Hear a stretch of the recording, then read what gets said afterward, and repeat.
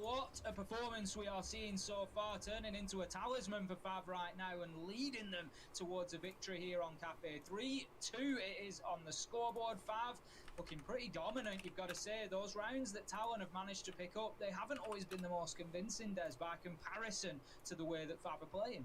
I think heavily influenced by Fab getting very stuck, mainly up on that top floor, as we spoke about a couple of times, then being pinned as it might stand. Here there's time coming through, so guess what? I'm going to pop my bottom down on the chair again, and we can have a good chat, Ace, about this one whilst we've got a bit of time to discuss a little bit further. We spoke again about the fact that it came down to the time looking inside of the cigar shop. We're going back to that third floor now. That is going to be the big difference maker for me. If this ends at 3-3, Fab will probably have shown yet again that they cannot break open this cigar shop hold. We do keep on funneling on it, but these are crucial holes that you see a lot of teams doing that I think if you want to be contesting to be one of the top 2, top 3 teams, not just in APAC North, but in the region when it comes around to playoffs, you've got to be able to break this thing apart. Well, you're right about it on an individual site basis, but look at the bigger picture as well, Des. Fav have got an opportunity here to take the lead in this first half. And when we look at stage 1, we look into stage 2. How are they going to compare? How are they going to improve? And it's true for a number of teams here in APAC that they need to be taking these opportunities. They need to be finding advantage when they can. And a 4-2 on the attack of Cafe will be great for Fav. If they let this slip away to 3-3, they're going to be kicking themselves, especially if the result doesn't go their way. So we need to see them now, as you say, individually on a site basis. Let's see them deal with that cigar hold, but also broader scope within the game. Let's see them get that 4-2 half and really put Talon to the sword here. I was just really enjoying how massive your head looked next to me then while we were on camera. It's quite bizarre. I mean, I've got quite. I feel I've always got quite a big head anyway. I struggle to get hats. Yeah, you're not me a large kind of guy. Issue. I need those, you know, the like the baseball caps with the adjustable bit at the back. Yeah. So I can get it on like the last dot, you know, just to get it to fit on there. It made me feel better about myself. I've always been told I've got a planet for a head, so then seeing you next to me looking like, I don't know, a whole galaxy in itself was something else, mate. Looking forward to you being out here at some point, of course, so we can have more relative head sizes. 3-2 then, let's get into this round. Top 4, again, going to be another similar sort of setup. Seeing the Aruni coming along here, a few teams at SI were pairing the castle with the Aruni. So you almost had like a double layer of defense where you'd have the castle barricade going down, you'd have the laser gate in front of it. You'd have to burn through when you considered that you'd have the laser gate and the castle barricade also on the south window as well as the cigar shop door. That's basically 4 lots of utility just to get through a hole to be able to threaten the angle onto the player that's inside a cigar shop. There is no castle here, but do expect to see those laser gates being used towards protecting that angle. Quick progress being made. We've got Sledge up on the top floor, just opening up those hatches, looking to give the vertical access that is needed here. Ooh, very nearly lose a drone there. As I'm not sure if he did. I think it was very possible as he went through. You've got to be careful with those lines of fire. Now, Soldier just looking to hold that reverse angle. It's a tight one. You can see the barely pixels on there, but they need to be careful on both sides of this because those angles work both ways, and they will if any opportunity is given. Manage to find them now. Typon, he's got himself on that rappel once again, but this is what we saw last time. Fav just unable to close this out, and once again Soldier gets aggressive and takes Typon down, and Talon are not scared at defending against these rappels. They look so confident in this hole. We spoke about it an awful lot, but it is really starting to shape up that way. They just in that case there, as soon as he hears the flashbang come in and hit the laser gate, he's like, right, I'm not going to sit here and hold the angle, I'm going to push on the angle instead, and maybe expecting that he'd see Typon holding the window. No, he was getting himself ready to do something else. So what do? Easiest headshot of his life.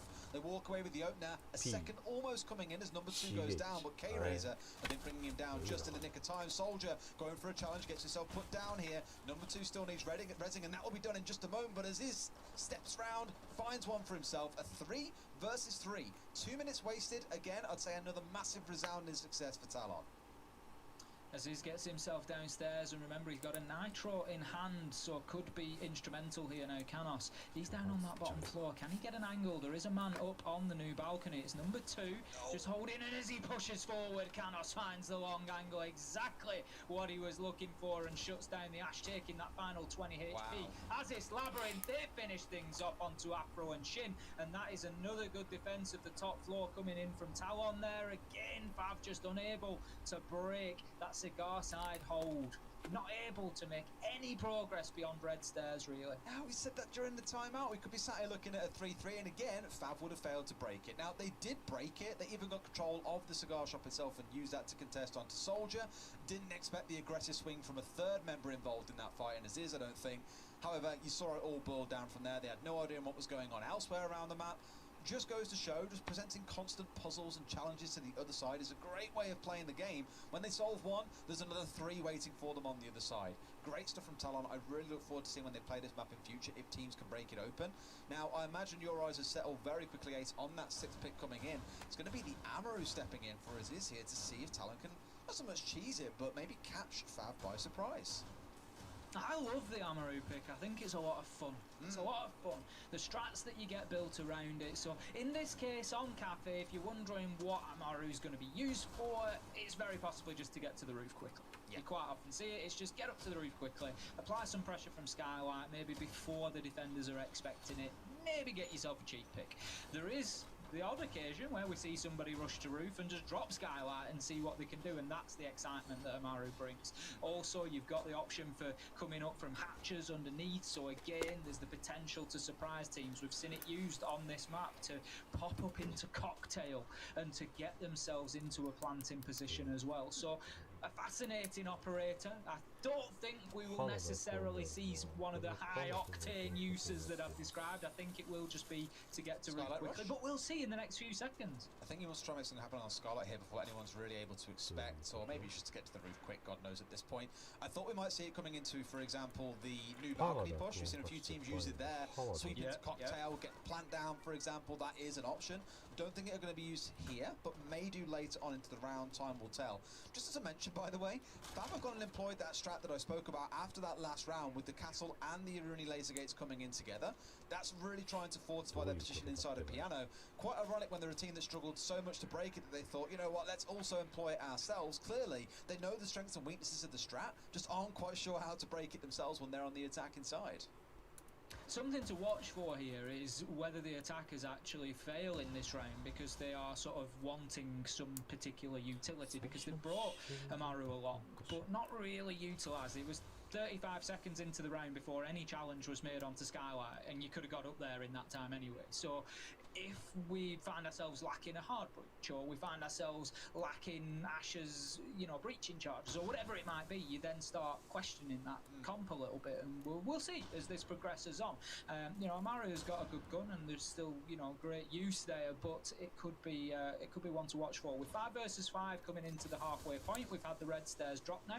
We've got the smoke there, just still ploughing canisters out onto that doorway to prevent Tomorrow from moving forward. The nades are going to rain in. I don't think he's going to find him. He's on a very close angle. He puts it into the small cigar shop there, but won't find any joy with that explosive. Looks to make the challenge, but it's number 2 again, Des. He swings him and shuts the man down with the SMG.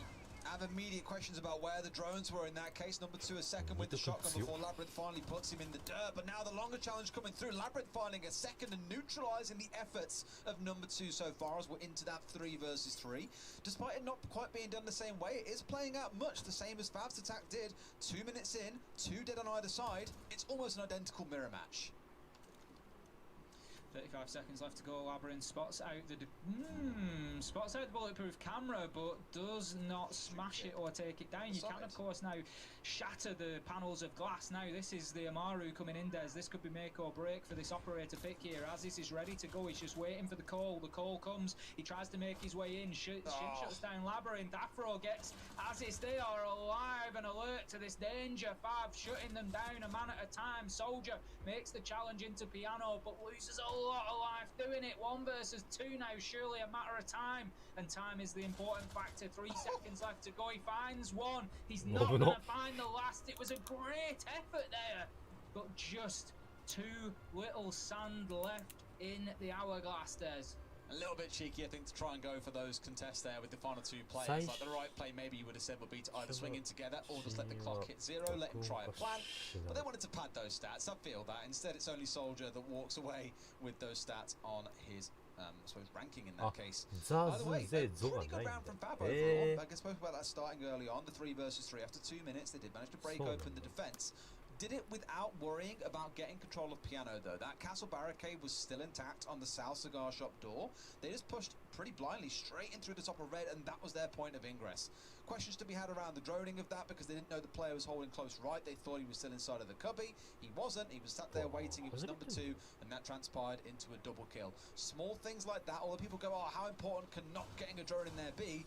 That's how important it can be, because you lose 2 members off the back of it because of that player not being picked off. Just having a look at that replay there, Soldier getting himself a great spray down, and then this second, it's the thing is, it almost deserved the round. It's a shame for Talon not to pick it up there, because those 2 kills from Soldier were fantastic, but just not enough. Ultimately, you can get all the beautiful kills you want, you can put them down for the camera all day long, but you're not going to find that last man, and the 3 minutes tick away, the result will be the same. And that was a round for Fav Gaming, successfully defending that top floor. So now, instead of going to Kitchen Des, we've got an interesting site choice. They're going to be going to Fireplace and Mining this time. So not even usually the first choice mid-floor site. That would usually be Reading. So a little bit sort of off-brand here. We've seen some really interesting setups on this side as well, where there's big presence out towards red. Normally attackers will come down there, look to get one of the reinforced walls open. That can be your point of plant. Often it's going to be a massive wall around pillars to get that broken open, or attackers come up white stairs and look to go for a plant inside of Fireplace. I don't think we're going to see any kind of crazy hijinks that you might be used to seeing inside of your rank games, where it's an Amaru coming springing up into Fireplace window, for example. It should be a bit more composed than that. We'll see what Talon's approach is going to be, but I like it from Fav that it's keeping the other side guessing. For Talon, it's going to be another puzzle for them to work their way through. So 45 seconds in, top floor presence still intact. Talon, as you say, needing to start picking apart that puzzle. We've got men on the rappel, but the Mozzie for the time being, number 2, he's locked inside of Piano, and he's an important one to pick up on. We can see 11 and 5 so far. There's 11 kills inside of 7 rounds. He's having a great match here, and this is more of the number 2 that we want to see. Now, in goes that Flores drone. He's looking for his man, but it will be picked up by the Mozzie Pest. Number 2, ready for the challenge now. Knows Flores must be somewhere nearby. Opens up the wall with his nitro, looks to make a challenge. Does he find him? No. Tomorrow able to shut him down, and that's going to be the opener going to Talon. But Shin, he manages to trade out with 1 for Fav there, finding Soldier with a headshot, and that leaves us 4 versus 4 at the halfway point. Plenty of aggression in this matchup. Those opening kills generally coming quite early. It's always these back and forths, isn't it? We keep on speaking about this, 2 for 2 that we see in the first minute or so, the first 60 to 120 seconds between both teams. It has been very back and forth when starting on the top floor in pretty much all of these rounds, and that's what we like to see, a competitive game coming out. A C4 being committed to get rid of the X-Kairos, maybe not the most effective, given the fact that you'll have plenty more of those still to commit as another 4 get laid onto it. And sadly, you have considerably less C4s than there are X-Kairos in the game. That hatch will be opened up, and now at least they have the pressure into the connector room of the train that sits between the 2 sites. 50 seconds left to go. Time will become a factor. 4 versus 4, but here we go. Talon, they get things moving with a kill from Aziz and a kill from Canos, and that leaves us now 4 versus 2, and all of a sudden that 40 seconds looks like 5 minutes if you are Shin or Typhon. Typhon down will be finished off. 1 versus 4 now, and Shin, he is back to the wall. He's inside of the train room. It's all he can do here to try and keep an eye on both sides, but you can see the pressure is mounting. Mining window, he finds himself 1. Can he get another at the double door? 1 versus 3, and a lot of work left to do. 15 seconds. The clock could have been his friend, but no. Aziz finds a friend coming out at the end of his rifle that connects with the head there. And that's going to finish out the round for Tower. Good composure from Talon as well. A moment of desperation or of just excitement coming out of Fab, maybe with this peak coming out the bottom of white stairs. They had a player jumping out of the Fireplace window. Unfortunately for them, I don't think they were aware there was a player actually on the rappel above the window who got the shutdown onto 1, then flicked onto the bottom of white to connect onto the next one, and that was basically it, done and dusted for Fav. Good from Talon to be able to deal with that aggression, and I like how in the final 30 seconds there, they didn't go crazy trying to find the last man. They lost 1, we're like, okay, we have an idea where he is now, we know that he's in train. Pause for 5-10 seconds, then go for the play with 1 man covering the other so we can get this plant down. It was well orchestrated. 4 and 4, both games so far today being incredibly close. The one previously was at 5 and 5, didn't go to overtime, did head 7-5 to Guts. I wonder if this one goes the same way or if we see it go all the way through to OT. We're going to be defending defending down in kitchen this time around for round 9 then. You can see a fairly standard setup. We've got both walls into bakery reinforced off. I discussed that last time, of course, with the rotation being left open. So that is going to be bakery counter probably getting sort of left largely alone. It's going to be given up to the attackers, I would imagine. We've got the Picols coming out onto red stairs and also court check, and then we've got a rotation out of freezer. So this time around, by contrast to the hold that we saw previously where it was all about trying to hold on to bakery counter, this time it's going to be trying to hold on to VIP particularly. We've got the rotation into freezer there, so they can't give up white stairs. Fav have to hold on to that area as best they can for as long as they can, because otherwise the push can come in freely from the freezer. But given the fact that if bakery Nice on the chassis. might try to push it that way, but Eh. number 2, he's 3 floors up and he's just ready for this fight.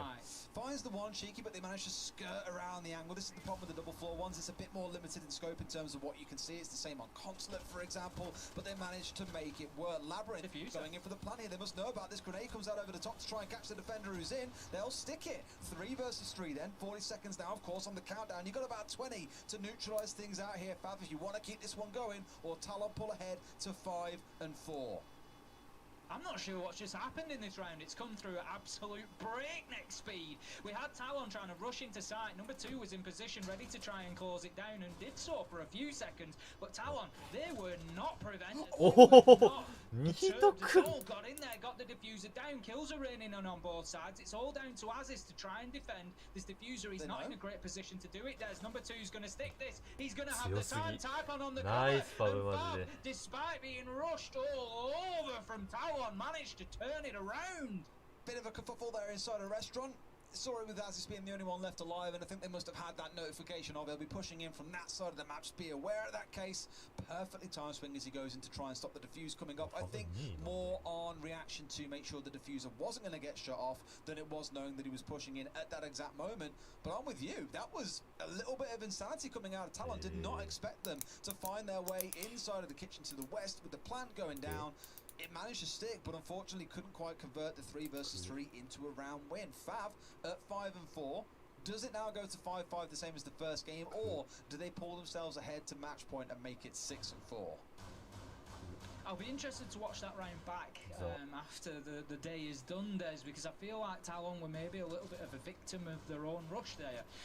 You know, we see it occasionally where they get themselves in very quickly, get the diffuser down, but they're not set ready for that post plant, and they're finding themselves in positions and gunfights that aren't necessarily advantageous to them. And I'm not sure if Talon just fell foul of that there, and were just a little bit ahead of themselves when that diffuser went down. So I'll be interested to have a look back and see if that was the case. But I know there was a good couple of gunfights won by Fab as well, so it could well be that ultimately the firepower of Fab has just managed to get them over the line. But one way or another, it was an interesting and a very quick round. That much is fair to say. We've all seen this before. Bash it enough times that it's one hit away. If someone does come to challenge you, you can smash it down immediately without having to get locked into the animation. You can steamroll your way through into piano. Again, speaking about this same strat, it has definitely dominated conversations on the top floor. Fav going for the full extent of it with the castle and the Iruni, coming out together. On Talon's side, it was just the castle that they were employing earlier on, or at some points also brought out the Iruni to support them in their endeavours as well. So here for Fav, we're going to see how much time we can burn through, what the kind of balance on either side in terms of operator count is after about that 2-minute mark.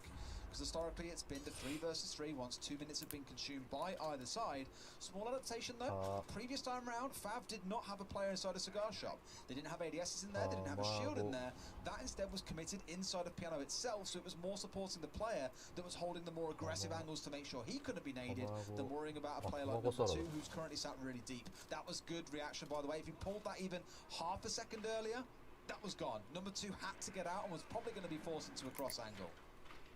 That's it, you've got to get those drones anchored down, because that is when they can clear out. That's when they can't be shot anymore. Now, I'm not sure if that one was anchored down or actually went into the mute jammer. I think it just went into the mute jammer, and again, that is another one lost. And so Talon here not dealing with that utility very well. The mute jammer inside of Cigar Shop is a particularly nasty little piece of utility, because it's difficult to clear out. You've got a man stood right on top of it defending it, as we saw, number 2 doing a great job of keeping it in place, and it just just prevents a lot of droning, it prevents the wall being opened up, it just makes life a bit of a nightmare.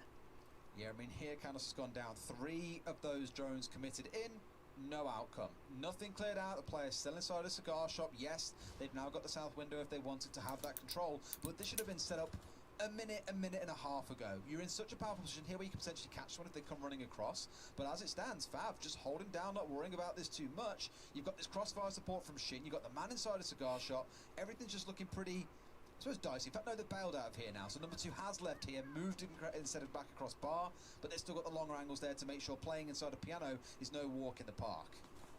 Soldier just looking for that long angle. We've seen him already manipulate this top floor fantastically well to find himself a double back in round 7, but I don't know if he's going to be able to do the same thing here. He's looking for his angles, but he can't quite find it now. Then Shin goes on the dash out from the washroom and cleans up Soldier as he gets that kill into piano. 5 versus 3, and Fava looking good to give themselves a match point opportunity here. 15 seconds left to go. Tomorrow looking to pressure in. He's got to be careful about that laser gate. It will finish him off.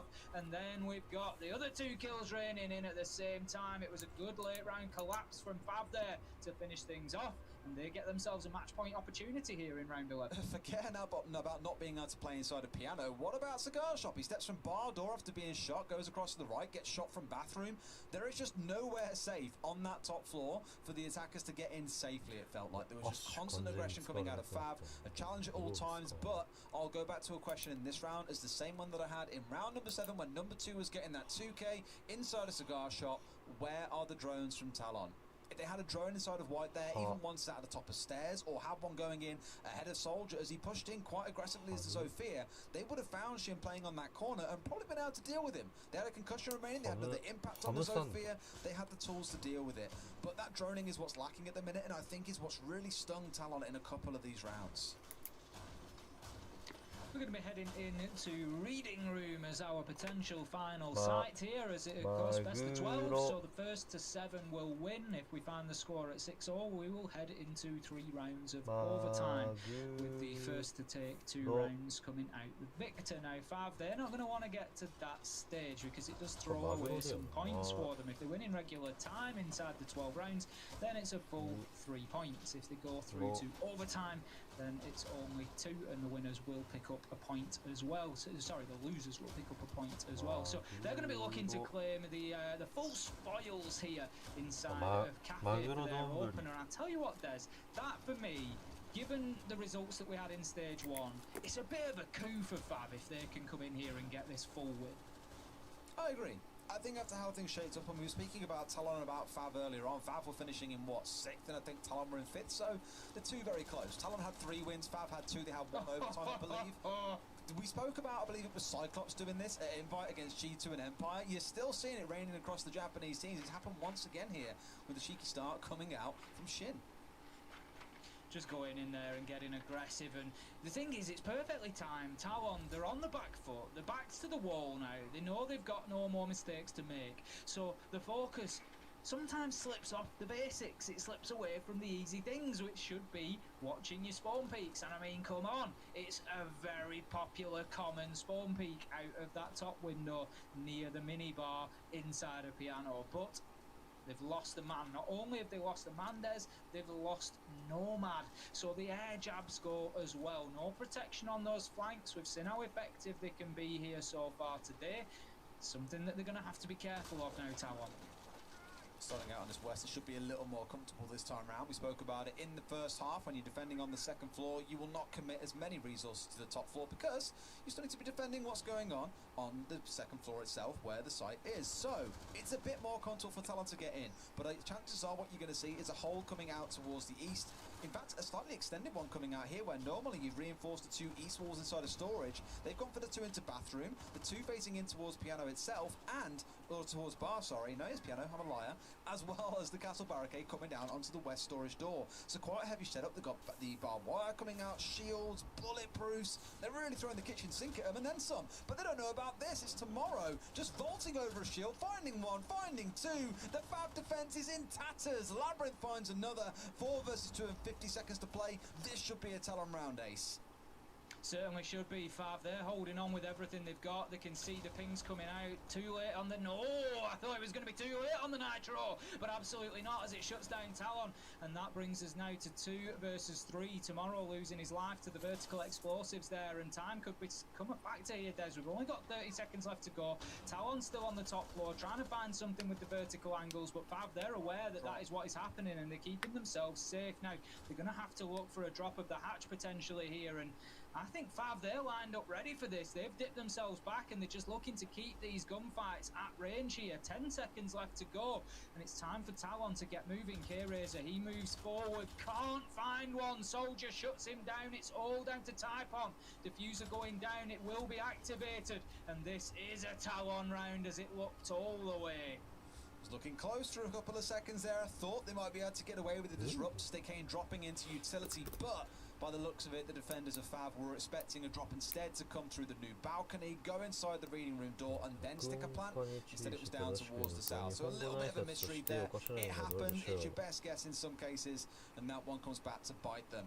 Now we get to head downstairs for round number 12. Fav win this one. They walk away 7-5, as their Japanese brothers in Guts did.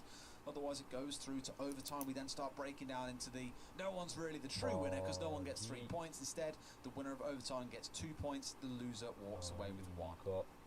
Well, we've said it a number of times, Des. We've said it a number of times. It's something that we saw in Stage 1 APAC was a problem closing games out, and this is where now, this is the sharp end of that. This is where teams need to drag it over the line. Talon, of course, don't have that opportunity. Their only hope at this point is overtime. But Fav, they need to come through and they need to close this out. They need to get those maximum points. If you look at their stage last time around, a good 3-point win is a huge boost for them coming into week 1. It takes the pressure off, it starts to push you up the table. It really is important for them to get this one over the line in terms of confidence and in terms of that league table. Range on that C4 surprised me. I was with you as well, by the way. I thought it was going to miss. He must have been low health. It must have been something there. Or just at the edge of max damage. God knows, either way, it didn't work out all too well for him, but still worked out relatively well for Talon, who got themselves the round. And look what's stepping back in, Ace. I think they expected to see a different site to the one that we're currently going to. Not too sure on the Amaru's use on this site in particular, playing onto the downstairs. Maybe they know something that we don't here, want to try and catch someone out on the road, pretty sharpish. You can do that with the Amaru. I'm still keeping a very close eye on the use of the Flores, by the way. It has been limited for Talon. They've tried to put it in a place or two, but it's either been shot out, caught by a mute jammer, timed out because it wasn't near anywhere effective. It's not been the best. I think that's honestly what we're likely to see with the Flores drone at pro level play. As I said, you know, we saw we had the perfect example. Number 2 is exactly what I was talking about. You know, it was just a half-a-second flick shot, bang, drone taken out, and that's it. You know, you're gonna have to be so quick and so precise. An interesting element to it could be team interplay as well, Des, because had pressure been applied to number 2 at that exact moment, all of a sudden, guess what? He can't shoot out the drone. So there's going to be an element of that creeps in as well. It's going to be almost like your yin candelas. You know, you get them in there at the right time, you push with it, and if you can time that right, it could be devastating. And I think that's where Flores is going to fall into. But because of that, I think he'll end up a bit more of a niche pick. He's going to be very situational, I imagine. Oh, drones. I spoke about it a lot this game. Strikes again, number 2, completely unknown here inside a piano, finds the opening kill onto Tomorrow. And again, knowing you're at a point here where if you lose this round, you're done. That is going to be a massive blow losing Tomorrow. You lose those breaching rounds potentially. You lose the Zofia with the impacts. You lose so much. And you've also lost the Amaru, who's trying to do something a bit aggressive there at the bottom of white. Shin being all too ready for it. Fav in a 5 versus 3 and 75 seconds to play. The attackers still trying to get top floor control. They should not be losing this round, Ace. They certainly shouldn't, but that's exactly... Well, it's what Talon are facing right now. They just cannot move number 2. He does get shut down ultimately on the vigil, but guess what? Typon's there to back him up. He's17キル but the damage is done. It's 1 versus 3 here. Fab, surely get this over the line now. Canos looks to drop down. He's got to go all the way to kitchen. Remember this. All this fighting, all this death has happened up on the top floor, and we are 2 floors away on the very bottom level for this site. Shots are just coming in now to just chip away at Canos. They know they don't need to take this gunfight head to head. burning utility as he goes, but there's 3 locked in sight, and Fab are playing this exactly right. They're just going to hold on to their angles here. They've got the information that they need. They know where he's coming from. They don't need to take this fight. They don't. Play defensively, wait, let him come into you. In this case, he charges into the room, tries to go for it, but K-Razor with the shotgun. And just like in the previous fixture, it's going to be the Japanese team coming out victorious. Fav, capitalizing on a lack of droning coming out from Talon, will take all 3 points. Now, I'm sure, Des, there might be a clip just knocking about somewhere from about an hour ago where you were talking about Fav. Do you remember what you said? No, what did I say, mate? I'm pretty sure that you jumped ship. 17キル、9アシスト、7、Pretty 17キル、9です、7アシスト、7アシスト。 Someone's clearly got the clip and put my voice over it. You know, technology these days is a wonderful thing, and for Fav, well, the technology of Flores, we saw an awful lot in this game between both teams, though. All 4 teams that we've seen play today, they've all made use of it at some point or another. But for Fav, at the very least, again, despite having 4 drones for the side of Talon, still not super effective at using that to clear out the other side. And 1 vigil on the top 4 is all it takes to play spoiler to Talon's party. Fav taking all 3 points. Let's go over to the Desto and get their thoughts on how this game went. Thank you so much, Des and Big Ish Tim, for the cast, and we're back after Cafe Dostoyevsky. A victorious team here in Fav Gaming, our Japanese squad, again coming out on top today, Jess. I'm a little bit disappointed because I was so behind Talon. You heard me on the pre-desk and I was like, Talon have got it. Fav, they're looking weak. And that's just, you know, looking back to stage 1, Fav were weak. You got to be honest. You got to say it as it is. And they were. And I don't want to say this because I don't want to be the kind of person that points this out, because I know you're going to break it down a little further for me, Hap. But I think I remember all the way back to when we first started in APAC North, Fav on Cafe, they had one amazing game. That was it. That was the only time they had an amazing game, and it was on Cafe a very, very long time ago. I'm not saying they're repeating it here, and it's luck, but I will say that Soldier went nuclear, and I'm wondering whether or not Soldier, rather, Number 2? Number 2, thank you. Yeah. You know why I didn't want to say the names? So that Derry doesn't have... You know, the thing is, in the Netherlands we would call him a success supporter, which means he only stands behind them if they have luck, if they're doing well. So yeah, that's basically Des. He jumped ship and now he's back on it. As number 2 actually did very well. Wow, Fav Gaming, favorite kills. team in the world. Wow, Fav Gaming is so good. They did very well, true. Yep. But yeah, always take whatever Derry says with a pinch of salt. Hap, my question for you is, do you think that this was a Fav victory or Talon making mistakes that gave Fav an easier time? It's always a little bit of both, right? No one ever plays a flawless game, but I think Fav was definitely really good. I think their attacks, it was a 3-3. I really expected it to go 4-2 for Fav, something like that. Their attacks were really on point, just closing it out seemed to be a bit difficult. Talon with a bit of a clutch factor here and there, able to bring it back. But yeah, I felt like Fav was in control of the game throughout it, even though that the scoreline was quite close. Fav was definitely the ones leading. Yeah, no, and I do have in my notes here, I've got it in capital letters so that I make sure that I say it. It says, Talon is very slow on their attacks, but were able to adapt better in dying seconds, whereas it was much the opposite for their opponents. So it was like we were looking at 2 ends of the spectrum. Teams that were really fast getting in, getting the verticals, thinking over to Fav and how they're able to get the sledge in really quickly, and that's a really good indicator, as Des often likes to talk, and when we used to cast together, he'd go, if they're not in by halfway, they haven't done a good job. Well, they did a great job.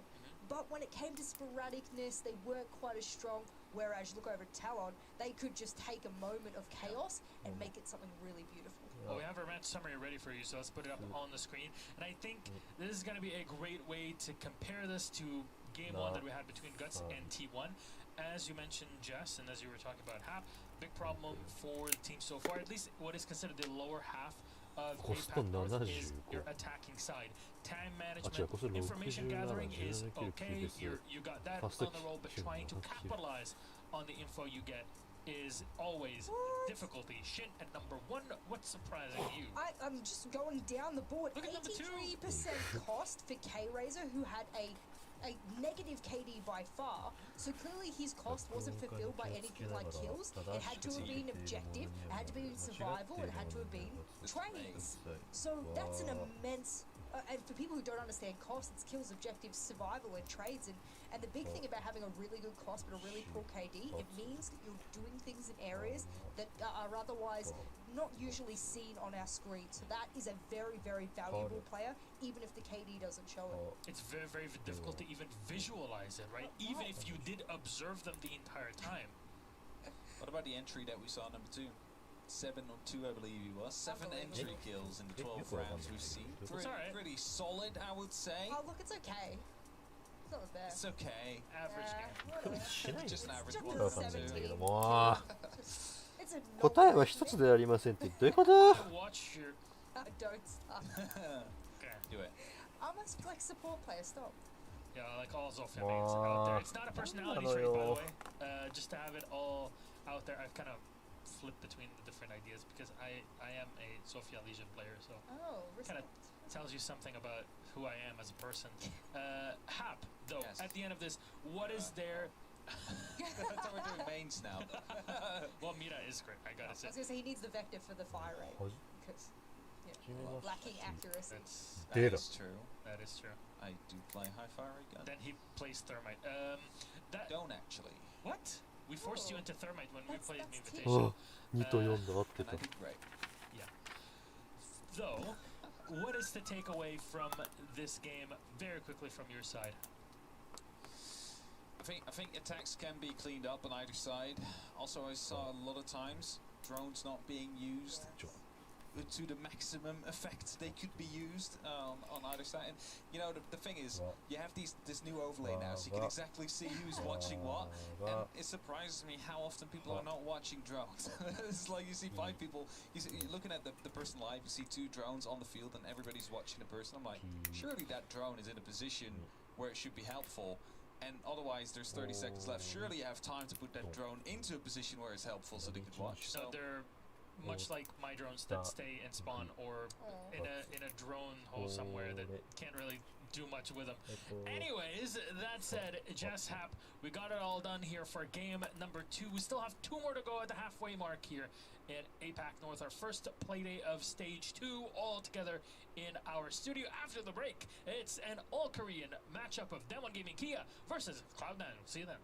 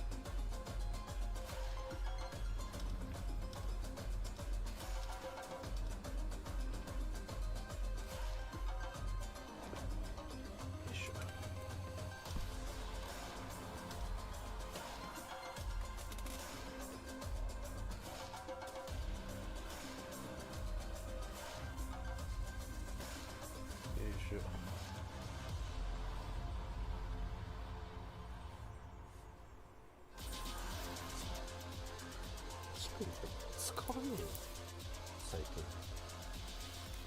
オタクくんさ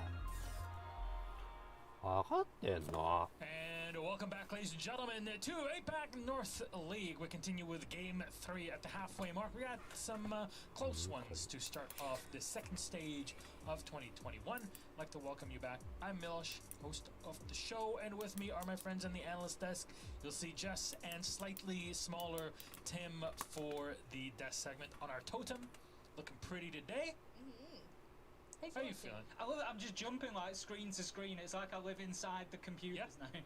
You definitely do it. That's kind of the vibe we got in the beginning for our very cool intro that we did, inspired by our very creative M. Donaldson. Oh, thank God we have her show. because I'm not creative at all, and I can't come up with, I can't even draw a stick figure. No. So, thank God we got her. It's a good thing that you can express your information in this one, which is exactly what we're going to do in this one. Our big story for this is two Korean squads going up against one another in the past at either ends of the spectrum, but looks like Kia are trying to find their way or drive their way back into this one for DWG. Let's talk about a Cloud9 first and see if they'll be run over in this one.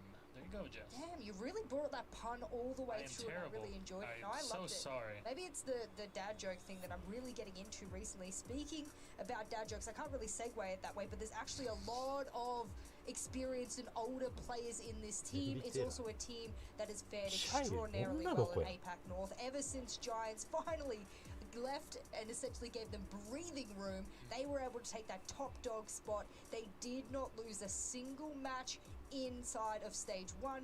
They went to Invitational and, well, they learned that it is a bigger world out there than just APAC North League, and they themselves got slapped around, barely made it out of those groups in that first stage before the playoffs. So remember, we expected big things of them. Unfortunately, didn't deliver on the international stage, but we expect them to carry over at least some of that panache into stage 2.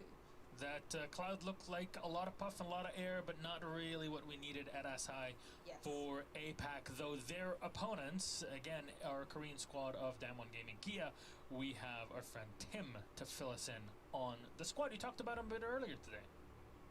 Yeah, I did, and I'll repeat the same again. This is a team that I find really exciting to watch. They haven't had the results to match necessarily, coming second bottom last time around, but there was a lot of close games, and one of those close games was against, guess who? Cloud9. It was 7-4. It was back and forward. There was no clear advantage there, and there was players that had a really great day. I mean, overall, looking at the entire stage, Yas, third rated, standing out above all the rest, doing fantastic work.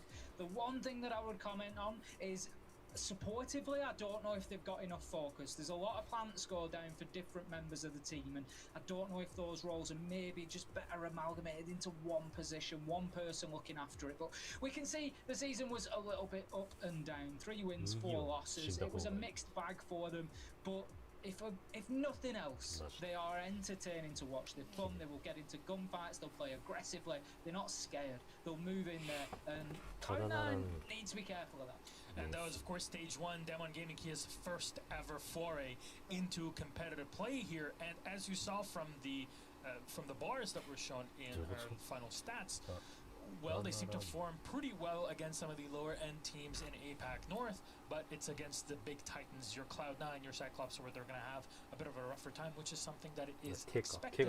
But even in those games, the differential was not as high as you would think. So there is a lot to look forward to in the future, and as we like to say here, the future is now. Of course. Thank you very much. Let's talk about our head-to-head. I love that, Milosh. It's lovely. It's lovely. I love that. Here it is. It's Envy Taylor and Yas. What's the comparison? Look, I love these two players. We're speaking about things that we're loving. I love Envy Taylor. What drives me, and I know it doesn't show as one of his main attackers there, it shows now that he's moved more into the Nomad role, but I remember him, I believe it was the last stage of last year, ripping through teams, no matter who they were, on the ace. Out of all of the operators, out of all of the roles, he has been one of the big hitters for his team. Unfortunately, as we moved into 2021, hasn't necessarily picked up that same kind of vibe that I got from him last year, that dominance, same as his teammate Charles. So I think they are sharing the load better, but I would like to see that kind of amazing star player factor that we're used to seeing from Taylors like him and Charles. Not quite as much, but is still the highest rated player for Cloud9 in stage 1. I mean, he had a great stage 1, but so did Yas. We can't overlook that. He was actually the leading player on kills for the APAC North region in stage 1. So this is a man who knows his way around a gun. He knows how to find kills, and he's going to do that consistently game to game. He was over 70 across 7 matchups that they played. So that is an average of 10 plus per game. That's crazy. It is pretty impressive, to say the least. And I'm curious to see which map we're going to be playing on. Maybe 10 more kills can be collected today as you talk about the averages and the numbers. You have become one with the stats sheet, as we mentioned that earlier. When I close my eyes, there's just numbers then. It speaks in binary now. Let's see which maps we're going to be on. Show me the money. It's one map, of course, Center 7 map pool, and so one left, which will be Chalet. Cloud9 will take us there by banning Clubhouse, and they'll start off on the attacking side as Dem1 Gaming Kia get to pick which starting side they get to go to, and they'll go for defense themselves. What's the dealio? Not a lot to go off of, especially if we're going all the way back to January the 1st. There is absolutely not a lot to go off, especially if I'm referencing Cloud9. They beat, I think it's Star Rise is their name, and that was obviously in the local regional league, not on any kind of tier 1 or even tier 2 level. So technically, they haven't really played it at the top level, so I can't reference too much. They did win, but if you look over Dem1 Kia, which of course Tim will be able to reference, they played it a lot more, so maybe there's more to go off of for Dem1 Kia. If anything, I think, yeah, that plays into Cloud9's hands, really. You know, like you say, there's the preparation can be done there, whereas Dem1, if anything, they needed a good leveler for me. They needed an Oregon. So, you know, you needed to come in just knowing what is going to happen ahead of you, whereas now they're moving into a little bit of a blind spot, and they're just going to really have to rely on that gun skill and ability, and they're going to find it matched pretty well by Cloud9. So I'm expecting a tough day for Dem1. These two faced off against one another in the Korean Open not long ago. So that was a Dem1 Gaming Kia victory against Cloud9, a 7-4. A bit of an oddity for those that only watch stage 1. We'll see if SI has had an impact on Cloud9, if it's too much of an impact, or Dem1 have been able to improve on themselves in that off time. Always stories that we want to look into. Justin, thank you very much for your intel. It is time for us to toss it then to our casters. We're going to see Chalet again. Cannot wait to see what it has to offer to us as Cloud9 and opponents of Dem1. Get ready for it. You got Hap and I'm ready for it, so let's toss it to our casters. Thank you very much, and I guess we're going to see if this is another game of potentially missed opportunities. Are you thinking, what are those? How about, I don't know, Milos calling it a totem and not a totem, because Tim was on there. Oh, let's go. Nice one. They're all so disappointed now that they didn't think of that themselves. That's why I'm here. Well played. Now I can leave. See you later. Job is done. Pack it up. Okay. But also, Chalet. Yeah, and missed opportunities. Dem1 last time they were here against Cloud9, when you're looking at them in the sort of first stage, because they were able to pull success in the Korean Open in spring as well. So they've got 2 under their belt now. So is that 7-4 on Villa, the performance where they sort of started to warm up a little bit, but then Cloud9 kind of put pedal to the metal? Are they going to be able to double down here now inside Chalet? You might hope so. You wanna see Dem1 Kia able to show up a bit bigger than they did before, and you kind of hope.